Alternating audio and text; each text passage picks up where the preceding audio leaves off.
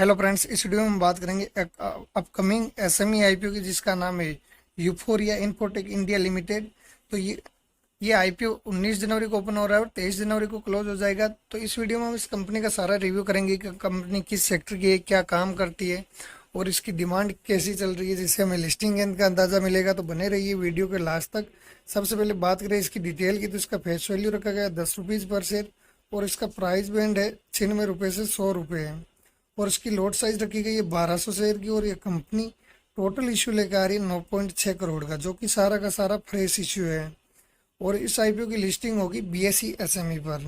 अब बात करते हैं कि ये कंपनी करती क्या है, यानी कि किस सेक्टर की कंपनी है। तो ये कंपनी 2001 में स्थापित हुई और यूफोरिया इन्फोटेक इंडिया लिमिटेड एक फुल स्टेक आईटी और आईटी सॉल्यूशन कंपनी है, जो कि कोलकाता वेस्ट बंगाल में स्थित है।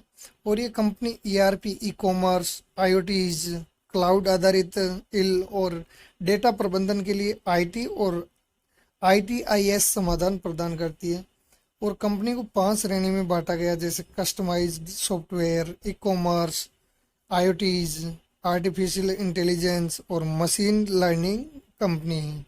तो इस टाइप से 5 श्रेणियों में बांटा गया है। और इसके अलावा कंपनी ऑनलाइन रिक्रूटमेंट एप्लीकेशंस और शहरी स्थानीय निकाय सेवाएं, विश्वविद्यालय प्रबंधन प्रणाली, online ticket booking system, e commerce, sewerage उपचार संयंत्रों के लिए आईओटीज आधारित डैशबोर्ड आदि की सुविधा उपलब्ध कराती है। यानी कि इसका सेक्टर काफ़ी बढ़िया और डिमांडिंग सेक्टर, क्योंकि इन सब की डिमांड हमेशा भी बनी रहने वाली, कभी कम नहीं होगी। तो सेक्टर काफ़ी बढ़िया है। अब बात करते हैं इसकी फाइनेंशियल की कंडीशन की, तो यानी कि प्रॉफिट मेकिंग है या लॉस मेकिंग है। तो सबसे पहले बात करें एसेट की, तो 2022 में एसेट 626 लाख था, जो 2023 में बढ़कर 832 लाख हुआ। बात करें रेवेन्यू की, तो 2022 में 493 लाख का रेवेन्यू जनरेट किया, जो कि 2023 में बढ़कर हुआ 737 लाख का। और प्रॉफिट आफ्टर टैक्स की बात करें तो 2022 में 21 लाख का प्रॉफिट जनरेट किया और 2023 में 129 लाख का प्रॉफिट जनरेट किया। अब बात करें नेटवर्थ की, तो 2022 में 280 लाख का नेटवर्थ था, जो 2023 में बढ़कर 410 लाख रहा। और रिजर्व की बात करें तो 2022 में 279 लाख रिजर्व में थे, जो थोड़ा घटकर हुए 2023 में 215 लाख। बात करें इनके ऊपर बोरोविंग की, तो 2022 में बोरोविंग 123 लाख की थी, जो 2023 में बढ़कर हुई 155 लाख की। यानी कि कंपनी ओवरऑल देखे तो बोरोइंग मुक्त है, क्योंकि ये इस लोन को कभी भी चुकाने की क्षमता रखती है। तो ओवरऑल देखे तो कंपनी काफ़ी अच्छी फाइनेंशियल कंडीशन में, प्रॉफिट भी साल दर साल बढ़ रहा है इसका। तो काफ़ी ओवरऑल फाइनेंशियल कंडीशन काफ़ी बढ़िया है इसकी। बात करें इसके की इंडिकेटर की, तो इसका आरओई निकल गया था 38% का और आरओसी है 49% का। यानी कि आरओई और आरओसी दोनों ही जबरदस्त है। और डेप्ट इनके ऊपर ना के बराबर है और डेप्ट की वैल्यू आ रही 0.38 की, जो कि काफ़ी बढ़िया है। और रिटर्न ऑन नेटवर्थ निकल गया था 31% का, जो कि काफ़ी बढ़िया। ओवरऑल देखें तो ये कंपनी फाइनेंशियली और फंडामेंटली काफ़ी स्ट्रॉन्ग नज़र आ रही है इनके आंकड़ों से। अरे इसकी ग्रे मार्केट में डिमांड की, जिससे हमें लिस्टिंग का अंदाजा मिलेगा। तो आज की डेट में इसका ग्रे मार्केट में प्रीमियम चल रहा है 40 रुपीज़ पर शेयर और इसमें 1200 शेयर की लोट है। तो एक लोट पे फायदा बता रहा है 48,000 का।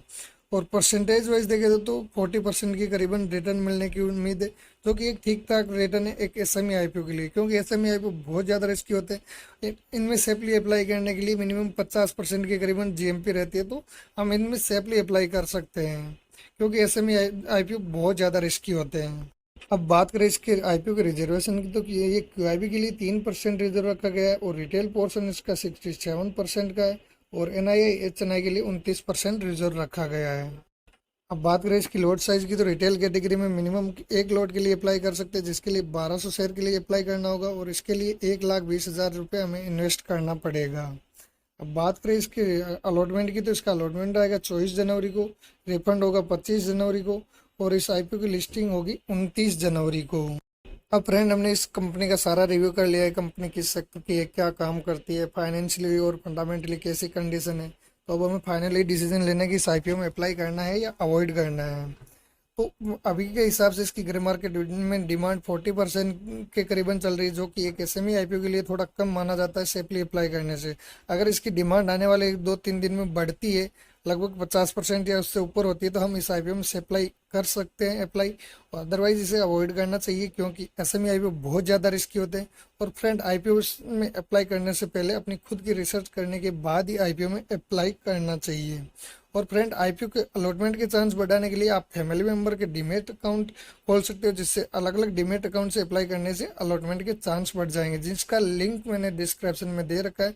और फ्रेंड, वीडियो अच्छा लगा तो वीडियो को लाइक कीजिए, चैनल को सब्सक्राइब कीजिए, साथ में बेल आइकन को भी ऑन कर दीजिए ताकि हमारे वीडियो का नोटिफिकेशन आपको मिलता रहे। धन्यवाद।